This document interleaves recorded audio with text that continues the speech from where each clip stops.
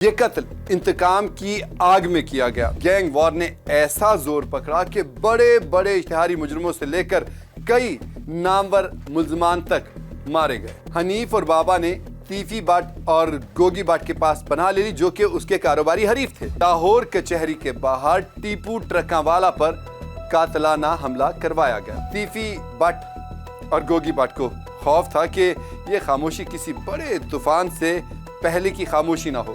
السلام علیکم ناظرین، آج میں آپ کے ساتھ ایک داستان شیئر کرنے لگا ہوں۔ یہ داستان ایسی داستان ہے جس کا ایک ایک صفحہ، ایک ایک لفظ، ایک ایک حرف جو ہے وہ خون سے بھرا ہوا ہے، جو لاہور کی تاریخ کے ساتھ ہمیشہ سے جڑی رہے گی۔ یہ کہانیاں تقریباً 200 سال پرانی ہیں۔ دو خاندان اندرون لاہور کی چودراہٹ کے معاملے پر ہمیشہ ایک دوسرے کے حریف رہے۔ یہی رقابت وقت کے ساتھ ساتھ دشمنی میں بدل گئی۔ تاہم یہ کہانی 8 اپریل 1994 کی ایک روشن صبح سے شروع ہوتی ہے۔ لاہور کا موسم بڑا خوشگوار تھا، بڑا خوبصورت تھا، بڑا حسین تھا۔ بہار اپنے پورے عروج پر تھی، فضا میں خوشبو پھیلی ہوئی تھی، مگر ابھی دن جو ہے نا وہ پوری طرح نکلا نہیں تھا کہ ان خوشبوؤں کی جگہ پہ ایک دم سے خون کی بو پھیل گئی ہر طرف۔ اس بو نے ہر کسی کو اپنی لپیٹ میں لے لیا، اور یہ خون تھا امیر الدین عرف بلا ٹرکاں والا کا، جسے اس کے اپنے ساتھی حنیفہ اور بابا نے مار ڈالا۔ حنیفہ اس کا نک نیم تھا، اس کو حنیف کہا جاتا تھا۔ یہ قتل انتقام کی آگ میں کیا گیا۔ وجہ یہ تھی کہ بلا نے اپنے بیٹے ٹیپو کو ایک خاتون کے ساتھ زیادتی کے مقدمے سے بچانے کے لیے قربانی دی تھی اپنے ملازم حنیف کی۔ حنیف کا نام اس کیس میں ڈال دیا گیا تھا۔ حنیف کو 7 سال قید کی سزا ہوئی تھی۔ جب وہ 7 سال بعد سزا پوری کر کے واپس لوٹا تو اس نے اور اس کے دوست بابا نے دونوں نے مل کر بلا ٹرکاں والا کو قتل کرنے کا منصوبہ بنایا۔ ان دونوں کو غصہ اس بات پر تھا کہ بلا نے اپنے بیٹے کو تو بچا لیا مگر انہیں نہ نکلوایا اور نہ انصاف دیا، یعنی وہ جیل میں چلے گئے اور ان کا کوئی پیچھا ہی نہیں کیا۔ اور اس کے بعد حنیف اور بابا نے تیفی بٹ اور گوگی بٹ کے پاس پناہ لے لی جو کہ اس کے کاروباری حریف تھے۔ بلا ٹرکاں والا بظاہر ایک ٹرانسپورٹر تھا، مگر حقیقت میں وہ لاہور کے انڈر ورلڈ کا ڈان تھا، اور خطرناک قسم کا ڈان بن چکا تھا وہ۔ اس نے لاہور میں گینگ وار کی وہ آگ بھڑکائی جس نے 25 سے زیادہ افراد کی جانیں لے لیں۔ بلا ٹرکاں والا کے قتل کے بعد اس کی گدی پر اس کا بیٹا عارف عرف ٹیپو ٹرکاں والا بیٹھا، جو جلد ہی لاہور میں ایک خوف کی علامت بن گیا۔ لوگ اس کے نام سے ڈرنے لگے۔ ٹیپو نے پولیس مقابلوں میں بھولا سنیارا کو، ناجی بٹ کو، ہمایوں گجر کو اور اس سمیت کئی دشمنوں کو ختم کر دیا۔ ٹیپو نے نہ تو تیفی بٹ کے قریبی دوستوں کو بخشا اور نہ ہی مخالف گروہوں کے سرغنوں کو۔ ایک ایک کر کے اس نے سارے دشمن جو ہے نا موت کے گھاٹ اتار دیے۔ اس کے بعد گینگ وار نے ایسا زور پکڑا کہ بڑے بڑے اشتہاری مجرموں سے لے کر کئی نامور ملزمان تک مارے گئے، اور ان میں جناب پولیس افسران بھی شامل تھے۔ ٹیپو نے اپنے باپ کے قتل کا بدلہ لینے کے لیے ایک نئی حکمت عملی تیار کر لی۔ اس نے ہاتھ ڈالا دشمنوں کے گھر کی خواتین پر، یعنی بابا اور حنیف کے گھروں کی عورتوں کو اغوا کروا لیا۔ اغوا کی اس واردات کے بعد بابا اور حنیف تو پاگلوں کی طرح کبھی ادھر جا رہے ہیں، کبھی ادھر جا رہے ہیں، بھاگتے پھر رہے ہیں۔ جنگ تو پہلے ہی جاری تھی، لیکن ٹیپو کے اس قدم نے آگ کو اور بھی بھڑکا دیا۔ بابا اور حنیف نے ٹیپو کو ختم کرنے کا فیصلہ کیا۔ 2003 میں لاہور کچہری کے باہر ٹیپو ٹرکاں والا پر قاتلانہ حملہ کروایا گیا۔ فائرنگ ہوئی۔ فائرنگ میں ٹیپو شدید زخمی ہو گیا، جبکہ اس کے 5 محافظ جو ہیں وہ اس حملے میں مارے گئے تھے۔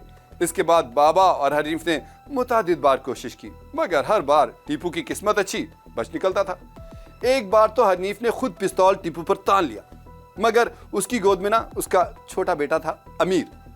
حنیف نے گولی نہیں چلائی کیونکہ اس کی دشمنی ٹیپو کے ساتھ تھی، بچے کے ساتھ نہیں تھی، اس لیے اس نے گولی نہیں چلائی۔ تاہم فائرنگ میں 5 افراد مارے گئے تھے اور ٹیپو سخت زخمی بھی ہوا تھا۔ البتہ ٹیپو پھر بعد میں خود رکشے میں بیٹھ کر میو ہاسپٹل پہنچا۔ اللہ نے اس کی ابھی زندگی بچا رکھی تھی، اسے وقت دے رکھا تھا، بچ گیا۔ اور جناب جب دشمنی اپنی انتہا کو پہنچی تو ٹیپو کو اپنے خاندان کی فکر ستانے لگی۔ اس نے کیا کیا؟ اس نے اپنی بیوی کو اور بچوں کو یہاں سے دبئی منتقل کر دیا تاکہ بیوی بچے محفوظ رہیں۔ وہ کبھی لاہور آتا، کبھی دبئی چلا جاتا۔ ایک بار جب ٹیپو لاہور سے دبئی روانہ ہوا تو پیچھے اس کے قتل کی منصوبہ بندی شروع کر دی گئی۔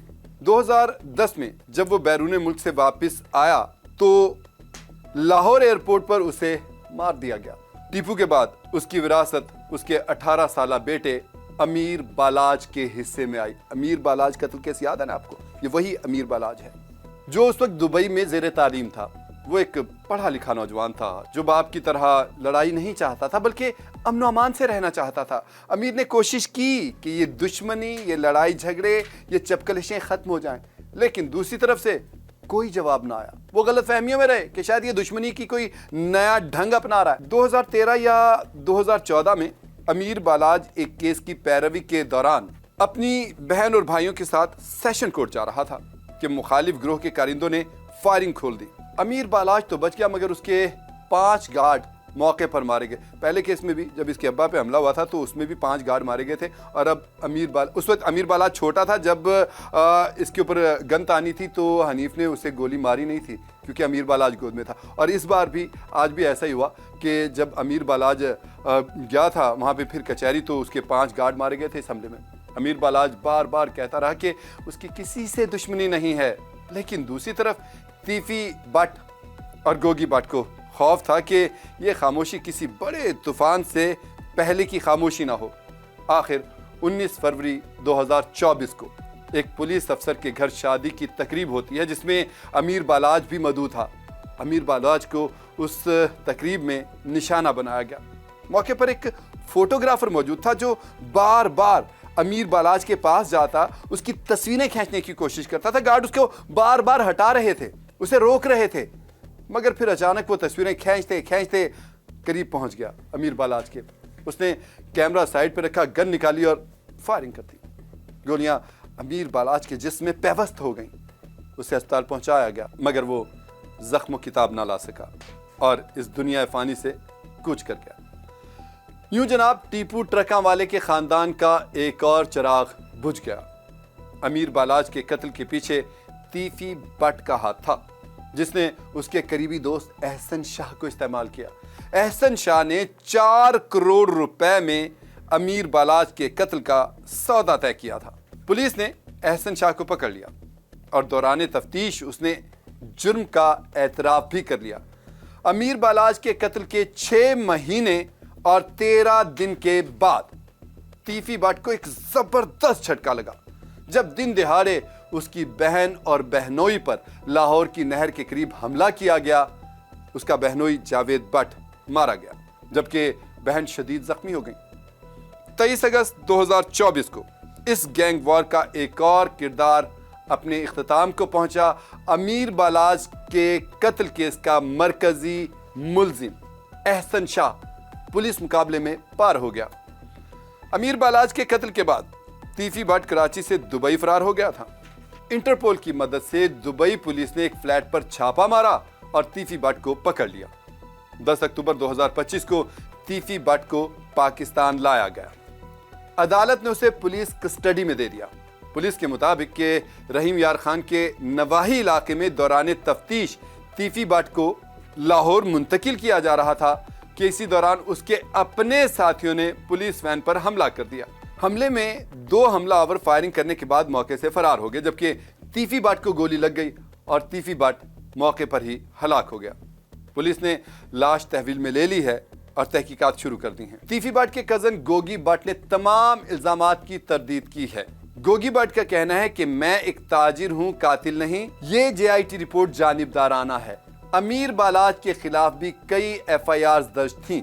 حکومت اور پولیس نے ان کے خاندان کو سیاسی انتقام کا نشانہ بنایا اور تیفی بٹ کی موت کو منصوبہ بند کارروائی قرار دیا ہے، جبکہ پنجاب پولیس کہتی ہے کہ تیفی بٹ کے خلاف کارروائی مکمل طور پر قانون کے مطابق کی گئی ہے۔ بلا ٹرکاں والا کے خاندان کے کئی افراد مارے گئے، ادھر تیفی بٹ مارا گیا، لوگ मारे जाते, बहुत सी खून की जो समझे ना कुर्बानियाँ, इस में कुर्बानियाँ तो नहीं कहेंगे, हम ये कहेंगे कि बहुत से इंसानी ज़िंदगियाँ जो हैं इस दुश्मनी की, इस दुश्मनदारी की, इस गैंग वॉर की भेंट चढ़ गईं। क्या इसके बाद तीफी भट्ट के इस हलाकत के बाद, पुलिस मुकाबले में मारे जाने के बाद, अपने ही साथियों की फायरिंग से मारे जाने के बाद ये दुश्मनी की आग अब बुझ जाएगी? ये एक सवाल है जो आने वाले वक्तों में ज़रूर पूरा होगा।